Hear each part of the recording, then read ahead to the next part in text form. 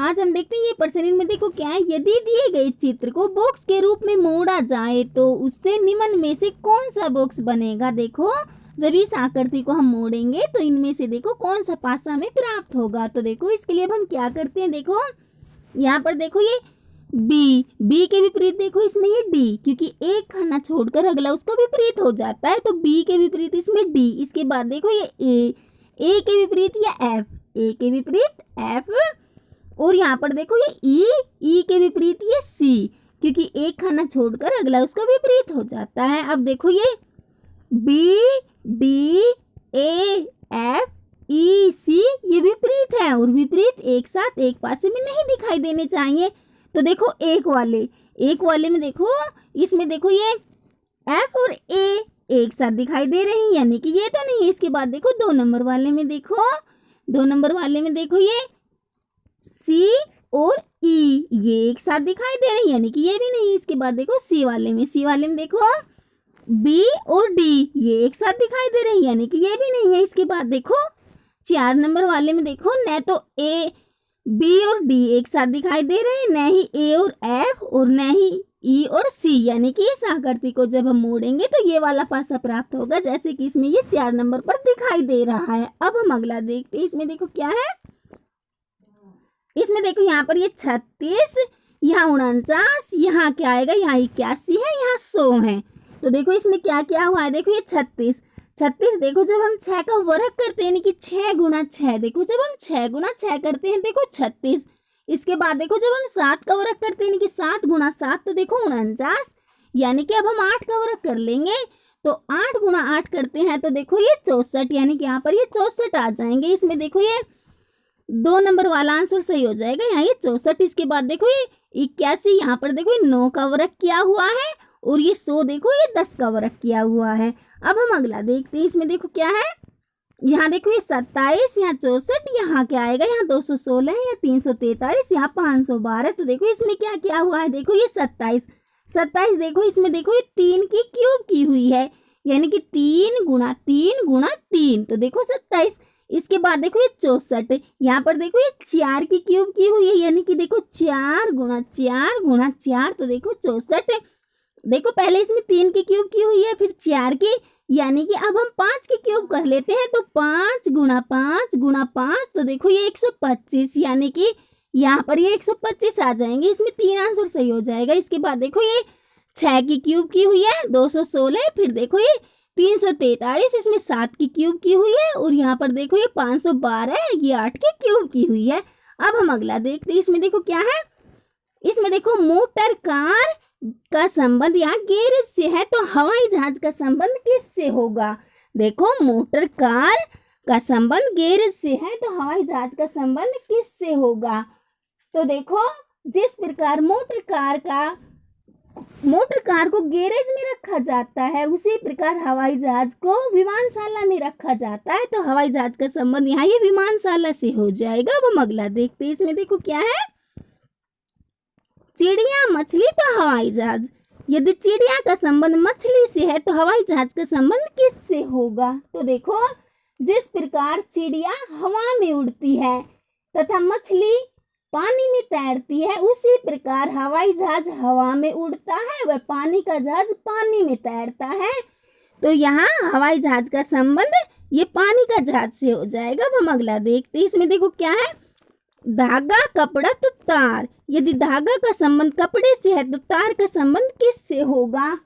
तो देखो जिस प्रकार कई धागों को मिलाकर कपड़ा तैयार किया जाता है, उसी प्रकार कई तारों को मिलाकर जाली तैयार की जाती है, तो तार का संबंध यहाँ ये जाली से हो जाएगा। अब हम अगला देखते हैं। इसमें देखो क्या है, इस आकृति को मोड़कर देखो इनमें से कौन सा पासा बनाया जाएगा। तो देखो इस आकृति को मोड़कर इनमें से कौन सा पासा बनाया जाएगा। तो देखो यहाँ पर देखो ये ए के विपरीत देखो ये 5, एक खाना छोड़कर अगला उसका विपरीत हो जाता है, तो ए के विपरीत ये 5। इसके बाद देखो ये 4 के विपरीत 2, और यहाँ पर देखो ये 3 के विपरीत ये 6, क्योंकि एक खाना छोड़कर अगला उसका विपरीत हो जाता है। देखो ये 1 5 4 2 3 6 ये विपरीत है, और विपरीत एक साथ एक पासे में नहीं दिखाई देने चाहिए।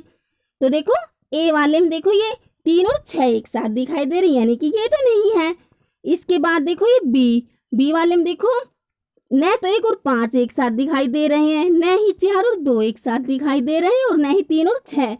यानी कि इस आकृति को जब हम मोड़ेंगे तो हमें ये वाला पासा प्राप्त होगा, जैसे कि देखो इसमें 2 नंबर पर दिखाई दे रहा है। इसके बाद देखो सी वाले में देखो ये 1 और 5 एक साथ दिखाई दे रहे हैं, सी वाले में 1 और 5 एक साथ दिखाई दे रहे हैं। इसके बाद देखो डी वाले में देखो ये 4 और 2 एक साथ दिखाई दे रहे हैं।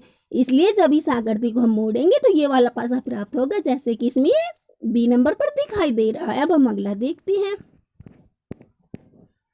इसमें देखो क्या है, यदि 7 दिसंबर को बुधवार है तब 28 दिसंबर को उसी वर्ष में क्या दिन था।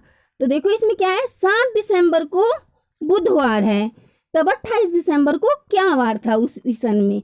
तो देखो इसके लिए देखो हम क्या करते हैं, देखो सप्ताह में 7 दिन होते हैं और 7 दिसंबर को क्या था इसमें बुधवार, तो हम 7 में 7 प्लस कर देते हैं। तो 7 में 7 प्लस किया तो देखो 14, यानी कि 14 तारीख को भी बुधवार था। इसके बाद 14 में फिर 7 प्लस करते हैं, तो देखो 14 में 7 प्लस करते हैं तो देखो ये 21 तारीख का भी बुधवार था। अब 21 में हम फिर 7 प्लस करते हैं, तो 21 में 7 प्लस किए तो 28, यानी कि 28 तारीख को भी बुधवार था।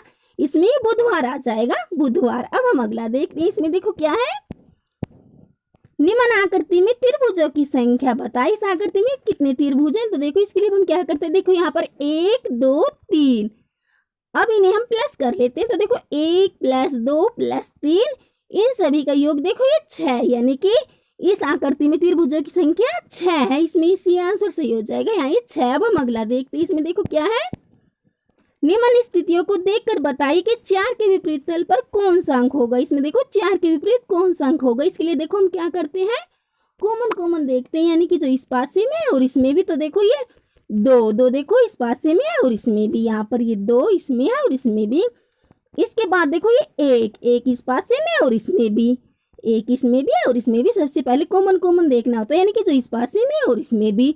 अब देखो ये 5 और ये 4, 5 4, और क्वेश्चन में तो ये 4 के विपरीत इसमें यहाँ पर देखो ये 5 हो जाएगा, 5, यानी कि इसमें ये आंसर सही हो जाएगा। यहाँ ये 5 देखो, सबसे पहले कॉमन लिखना होता है, फिर उसके बाद वाला अंक। अब अगला देखते हैं। इसमें देखो क्या है, यदि C = 3, G = 7 और H = 8 हो तो CAT = 24 हो तो RAT क्या होगा। तो देखो इसमें क्या है, देखो यदि C = 3, ABC में देखो C का स्थान कौन सा होता है, तीसरा। इसी प्रकार देखो GG का स्थान कौन सा होता है, 7वां, H का 8वां, और यहाँ पर देखो CAT = 24 है, यानी कि इसमें देखो C का स्थान देखो कौन सा होता है, तीसरा। अब हम 3 + A का स्थान कौन सा होता है, पहला। तो 3 + 1 + T का स्थान ये 20वां, तो 3 + 1 + 20, इन सभी का योग देखो ये 24 और CAT यहाँ 24 है। इसी प्रकार देखो R का स्थान देखो कौन सा होता है, R का स्थान देखो ये 18वां। इसके बाद देखो A का ये पहला, तो 18 + 1 + T का स्थान देखो कौन सा होता है, 20वां।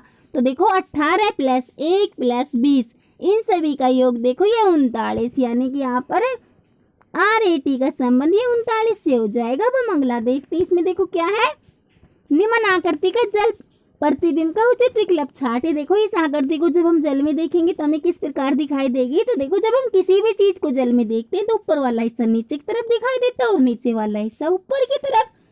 इसी प्रकार इस आकृति का भी जो ऊपर वाला हिस्सा है नीचे की तरफ दिखाई देगा और नीचे वाला हिस्सा ऊपर की तरफ, यानी कि इस आकृति को जब हम जल में देखेंगे तो इस प्रकार दिखाई देगी, जैसे कि देखो इसमें ये 1 नंबर पर दिखाई दे रही है। अब हम अगला देखते हैं।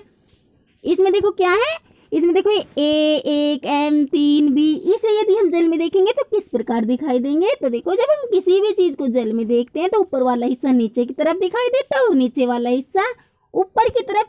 इसी प्रकार देखो ये A में भी देखो जो ऊपर वाला हिस्सा है वह नीचे की तरफ दिखाई देगा और नीचे वाला हिस्सा ऊपर की तरफ। इस प्रकार इसके बाद देखो ये 1, फिर देखो ये M देखो जल में M ये W की तरह दिखाई देगा। इसके बाद देखो ये 3 और फिर देखो ये B देखो नीचे वाला हिस्सा ऊपर की तरफ दिखाई देगा और ऊपर वाला हिस्सा नीचे की तरफ, यानी कि A1 M3 B इसे यदि हम जल में देखेंगे तो इस प्रकार दिखाई देगा, जैसे कि देखो इसमें ये 3 नंबर पर दिखाई दे रहा है। अब हम अगला देखते हैं, इसमें देखो क्या है, इसमें देखो दी गई आकृति का दर्पण चित्र। इसमें देखो दर्पण में देखने पर हमें ये किस प्रकार दिखाई देगी। देखो जब 2 4 1 6 9 को हम दर्पण में देखेंगे तो किस प्रकार दिखाई देगी। तो देखो दर्पण में जब हम किसी भी चीज को देखते हैं, जैसे कि दर्पण में जब हम स्वयं को देखते हैं तो हम पूर्व की तरफ मुंह कर खड़े होते हैं तो पश्चिम की तरफ दिखाई देता है, और पश्चिम की तरफ मुंह कर खड़े होते हैं तो पूर्व की तरफ।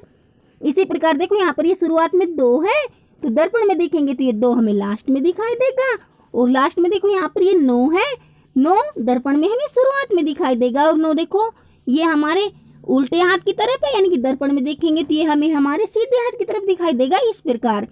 इसके बाद देखो ये 6 दिखाई देगा, 6 देखो ये सीधे हाथ की तरफ है, दर्पण में देखेंगे तो उल्टे हाथ की तरफ दिखाई देगा इस प्रकार। इसके बाद ये 1, फिर ये 4, और लास्ट में देखो यहाँ पर ये शुरुआत में 2 था और दर्पण में देखेंगे तो लास्ट में 2 दिखाई देगा, यानी कि 2 4 1 6 9 को हम दर्पण में देखेंगे तो इस प्रकार दिखाई देगा, जैसे कि इसमें ये 3 नंबर पर दिखाई दे रहा है। अब हम अगला देखते हैं, इसमें देखो क्या है, निम्नलिखित में से कौन सा विकल्प परिवार, पुत्र और पुत्रियों के बीच के संबंध को दर्शाता है। तो इनमें से देखो कौन सी आकृति परिवार, पुत्र और पुत्रियों के बीच के संबंध को सही दर्शा रही है। तो देखो ये सी वाली क्यों, क्योंकि देखो पुत्र और पुत्रियां अलग अलग है परंतु ये दोनों परिवार के अंतर्गत होती है। देखो पुत्र और पुत्रियां अलग अलग है परंतु ये दोनों परिवार के अंतर्गत होती है। अब हम अगला देखते हैं, इसमें देखो क्या है, कौन सी आकृति लेखन सामग्री पेंसिल तथा आलू के संबंध को दर्शाती है। इनमें से देखो कौन सी आकृति लेखन सामग्री पेंसिल तथा आलू के संबंध को सही दर्शा रही है। तो देखो ये ए वाली क्यों, क्योंकि देखो पेंसिल लेखन सामग्री के अंतर्गत होती है परंतु आलू इन दोनों से पृथक है।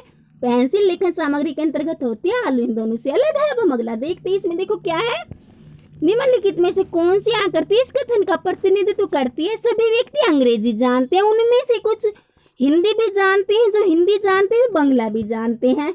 तो देखो कौन सी आकृति, इसमें देखो सभी व्यक्ति अंग्रेजी जानते हैं। देखो ये ए वाली संबंध को सही दर्शा रही, क्यों, क्योंकि देखो इसमें सभी व्यक्ति अंग्रेजी जानते हैं, उनमें से कुछ हिंदी जानते हैं, और जो हिंदी जानते हैं वे बांग्ला भी जानते हैं। तो ये ए वाली आकृति संबंध को सही दर्शा रही है, जो हिंदी जानते हैं वे बांग्ला भी जानते हैं। अब हम अगला देखते हैं, इसमें देखो क्या है, इसमें देखो यहाँ ये 30, यहाँ 16, यहाँ क्या आएगा। इसके लिए हमें देखते हैं कि 30 16 ये इसमें किस प्रकार आए हुए। तो देखो इसमें क्या क्या हुआ है, देखो ये 5 + 3 + 2 इन सभी का योग देखो ये 10। अब हम 10 को अंदर वाले 3 से गुणा कर लेते हैं, तो 10 × 3 के तो देखो 30, और यहाँ पर ये 30 ही है। इसी प्रकार हम इसमें भी कर लेते हैं, इसमें देखो 3 + 1 + 4 इन सभी का योग देखो ये 8। अब 8 को हम अंदर वाले इस 2 से गुणा कर लेते हैं, तो 8 × 2 किए तो देखो ये 16, और यहाँ पर ये 16 है। इसी प्रकार हम इसमें भी कर लेते हैं, इसमें देखो 6 + 7 + 2 इन सभी का योग देखो ये 15 है। अब 15 को भी हम अंदर वाले 5 से गुणा कर लेते हैं, तो 15 × 5 किए तो देखो 75, यानी कि यहाँ पर ये 75 आ जाएंगे। ए आंसर सही हो जाएगा, यहाँ ये 75। अब हम अगला देखते हैं, इसमें देखो क्या है, 5 के पीछे कौन सी संख्या। इसमें देखो 5 के पीछे कौन सी संख्या, देखो इसके लिए अब हम सबसे पहले कॉमन देखते हैं, कि जो इस पासे में और इसमें भी। तो देखो ये 3 देखो इस पासे में और इसमें भी। इसके बाद देखो ये 1 इस पासे में और इसमें भी, और यहाँ पर ये 2 और 5। और क्वेश्चन में क्या है, 5 के पीछे कौन सी संख्या, तो 5 के पीछे इसमें 2 आ जाएगी। डी आंसर सही हो जाएगा, यहाँ ये 2। देखो इसमें सबसे पहले हमें कॉमन देखना होता है, यानी कि जो इस पासे में होता है और इसमें भी, और फिर उसके बाद वाला अंक देखना होता है।